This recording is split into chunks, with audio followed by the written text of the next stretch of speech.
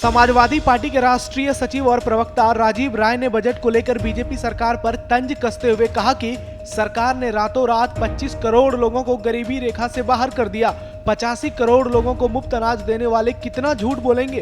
45 सालों में बेरोजगारी का दर सबसे ऊपर है। साथ ही राजीव राय ने वित्त मंत्री निर्मला सीतारमण पर भी टिप्पणी की और कहा कि वित्त मंत्री प्याज नहीं खाती, इसलिए उन्हें गरीबी नहीं दिख रही है। बता दें कि सपा प्रवक्ता मऊ में सुहेल देव स्वाभिमान पार्टी के कार्यकर्ता सम्मेलन में शिरकत करने पहुंचे थे, जहां उन्होंने बीजेपी सरकार पर जमकर हमले किए। ये मोदी सरकार का आखिरी बजट है। रातों रात आप सबको पता चला होगा कि 25 करोड़ लोग और गरीबी रेखा से बाहर आ गए। 85 करोड़ 80 करोड़ लोगों को मुफ्त अनाज पर जिंदा रखने का दावा करने वाले कितना झूठ बोलेंगे। माननीय फाइनेंस मिनिस्टर जी, वो प्याज नहीं खाती है, इसलिए उस तरह गरीबी भी नहीं दिखती होगी। रातों रात गरीब, दोनों में से एक ही बात हो ना। जुमला था, जुमला है और जुमला ही बोलते रहेंगे। इन जुमलेबाजों की विदाई तय है। कारपोरेट को तो 14,56,000 करोड़ रुपया पिछले 9 सालों में कर्जा भी माफ हो गया। और किसानों के ऊपर कितना कर्जा है।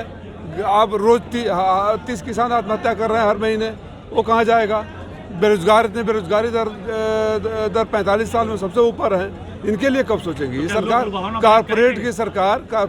कारपोरेट वालों की सरकार कारपोरेट के बारे में सोचती है। मिर्जापुर के एक मुस्लिम को अयोध्या में रामलला का दर्शन करना भारी पड़ गया। दरअसल दर्शन करने के बाद जब मुस्लिम युवक गांव पहुंचा तो गांव के लोग उसका बहिष्कार करने लगे और उसे समाज से बाहर निकालने की धमकी देने लगे। जब इस मामले की जानकारी पुलिस को मिली तो पुलिस गांव में पहुंची तो युवक का विरोध करने वाले लोग मौके से फरार हो गए। मामला मिर्जापुर के शाहपुर गांव का है। बता दें कि मुस्लिम युवक का नाम तौकीर अहमद है, जो बीजेपी मुस्लिम राष्ट्रीय मंच काशी प्रांत के संयोजक हैं। तौकीर 29 जनवरी को अयोध्या गए थे, जिसका वीडियो सोशल मीडिया पर वायरल हो गया। हम 29 तारीख को अपने घर से अयोध्या जिले प्रस्थान किए और 30 तारीख को मुस्लिम राष्ट्रीय मंच के बैनर तले कबीर मठ से हमारी यात्रा श्री राम मंदिर और रामलला मंदिर के पास पहुँचे। वहाँ पर लोग दर्शन किए और उसके बाद जब वापस घर आए तो गांव के लोग हमारे विरोध किए। क्या कहे गांव वाले?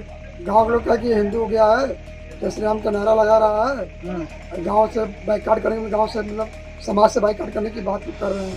बरेली से पुलिस की बड़ी कार्रवाई सामने आई है। यहाँ पुलिस ने जहरीली शराब बनाने की फैक्ट्री का भंडाफोड़ कर दिया।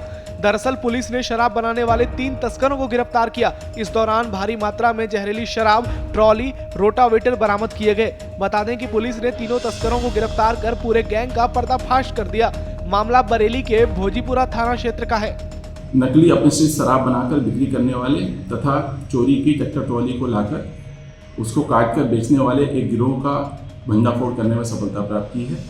इस गिरोह के 3 सदस्यों को गिरफ्तार किया गया है। कन्नौज के न्यायालय परिसर में उस वक्त हड़कंप मच गया जब एक युवक ने खुलेआम न्यायालय परिसर में फायरिंग कर दी। दरअसल आरोपी युवक तारीख पर अपने चाचा के हत्यारों के खिलाफ गवाही देने न्यायालय पहुंचा था और अचानक उसने फायरिंग शुरू कर दी।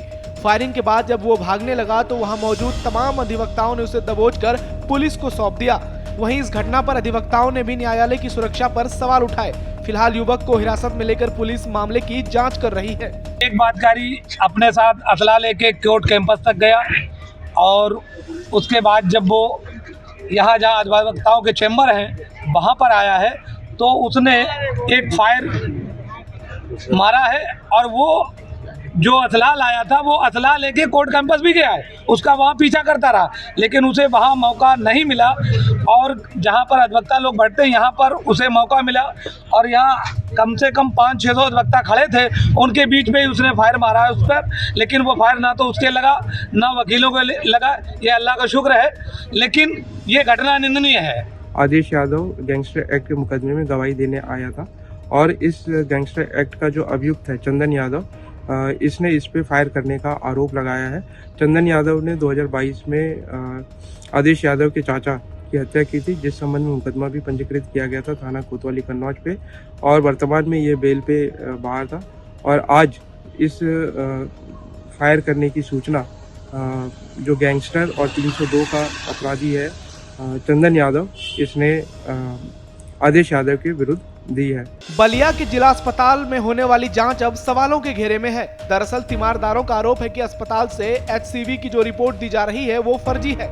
इसकी जानकारी तब हुई जब अस्पताल द्वारा एससीबी की जांच रिपोर्ट पॉजिटिव आने के बाद एक प्रसूता को चिकित्सिका द्वारा रिपोर्ट क्रिटिकल बताते हुए रेफर कर दिया गया। परिजनों की माने तो शंका होने पर जांच बाहर से कराया तो निगेटिव रिपोर्ट आया, वो भी 3 बार अलग अलग कंपनी के एचसीवी किट से। तीमारदारों ने इसकी शिकायत अस्पताल की सीएमएस से की, जिनका कहना है कि मामला संज्ञान में आते ही कार्रवाई करते हुए किट को वापस कराया जा रहा है। इस स्लॉट में जब खुला है तो 3 HCV पॉजिटिव अभी तक आए हैं। 2 की डिलीवरी मेरे यहाँ ऑलरेडी हो चुकी है नॉर्मल, ये 3rd थी। तो हम लोग ने ब्लॉट नंबर लिख के, सीरियल नंबर लिख के ड्रग वेयर हाउस में उस स्लॉट को पूरा रिटर्न कर दिया है। और ये जो प्रॉब्लम आई है टेस्टिंग की, इससे हम लोग ने CMO साहब को भी अवगत कर दिया है और नोडल स्टोर को भी चिट्ठी लिख के अवगत